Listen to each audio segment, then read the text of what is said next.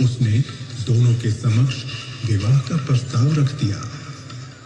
श्री राम ने लक्ष्मण की ओर इशारा करके कह दिया कि मैं तो शादीशुदा हूं।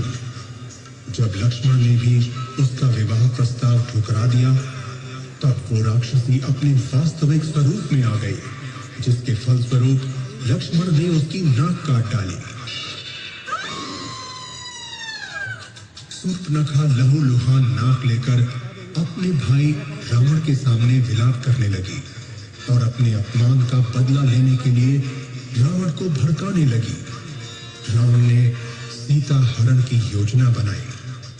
सीता मैया भिक्षु को दान देने के लिए जैसे ही लक्ष्मण रेखा से बाहर आई, रावण ने उनका हरण कर लिया।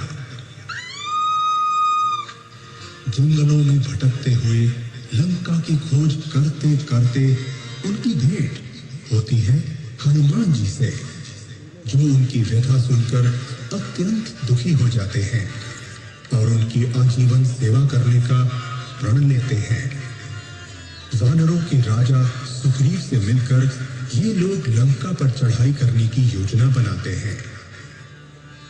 अशोक वाटिका में हनुमान जी ने श्री राम की अंगूठी देकर सीता मैया को आश्वासन दिया कि प्रभु श्री राम बहुत जल्द उनको वहां से छुड़ा ले जाएंगे। रावण ने अपने बड़े पुत्र मेघनाथ को हनुमान को बंदी बनाकर दरबार में लाने का आदेश दिया। हनुमान जी ने बंदी बनना स्वीकार कर लिया। दरबार में हनुमान जी की पूंछ में आग लगा दी गई। फिर क्या था, उसी आग से हनुमान जी ने समस्त लंका नगरी को जला डाला।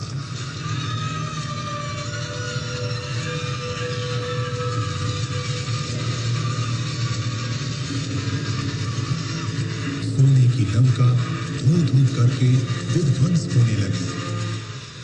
हनुमान जी ने सीता मैया से निशानी के तौर पर ली चूड़ामणि जब श्री राम को दी, तो श्री राम रोने लगे और प्रण किया कि युद्ध करके वो अपनी भार्या को रावण के चंगुल से छुड़ा लेंगे। दूसरी तरफ लक्ष्मण मेघनाथ की तरफ बढ़े। मेघनाथ ने घबराकर वीरघातनी शक्ति चलाई, जिससे लक्ष्मण मूर्छित हो जमीन पर गिर पड़े। हनुमान जी उन्हें उठाकर शिविर में ले आए। जामवंत जी के कहने पर लंका के वैद्य सुषेण को बुलाया गया। उन्होंने पर्वत और औषधि का नाम बताकर हनुमान जी को संजीवनी बूटी लाने को भेजा।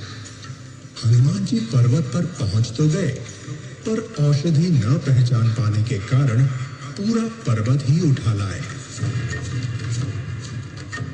संजीवनी बूटी के उपचार के उपरांत लक्ष्मण जी ने आंखें खोली और श्री राम हर्षित हो उठे। भयंकर युद्ध से रावण मन ही मन भयभीत हो रहा था। कुंभकर्ण को जगाया गया। कुंभकर्ण ने श्री राम की सेना में आतंक मचाना शुरू कर दिया। तब श्री राम ने 1,00,000 बाण छोड़े और कुंभकर्ण का अंत हो गया। रावण विलाप करने लगा। मेघनाथ अगले दिन के युद्ध के लिए आवेशित हो गया। अगले दिन मेघनाथ और लक्ष्मण में पुनः युद्ध हुआ और अंततः मेघनाथ मारा गया। अब रावण ने स्वयं युद्ध में जाने का निर्णय लिया। रावण के वज्र तुल्य शरीर में किसी शस्त्र का असर ही न होता। रावण की निशाचरों की विचित्र सेना वानरों और भालुओं की सेना से भिड़ने लगी। जब रावण पर किसी भी प्रहार का असर न हुआ, तब विभीषण ने श्री राम से कहा कि रावण की नाभि कुंड में अमृत का निवास है, इसीलिए उसका सर भी अगर धड़ से अलग हो जाए तब भी वो मरेगा नहीं। श्री राम ने विभीषण का इशारा समझ लिया। उन्होंने बाण को कान तक खींचा अब रावण की नाभि पर 31 बाण छोड़े और रावण निष्प्राण होकर भूमि पर गिर गया।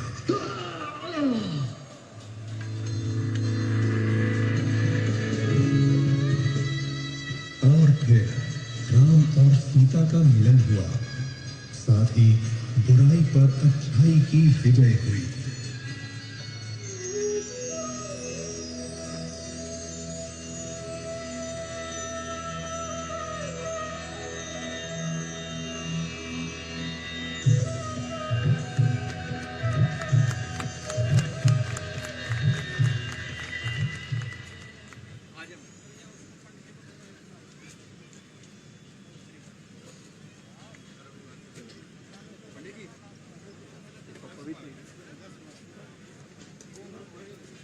ये था रामायण पर आधारित लेजर शो। हम माननीय मुख्यमंत्री महोदय से अनुरोध करेंगे कि वो दीपावली मेले के उद्घाटन के लिए प्रस्थान करें।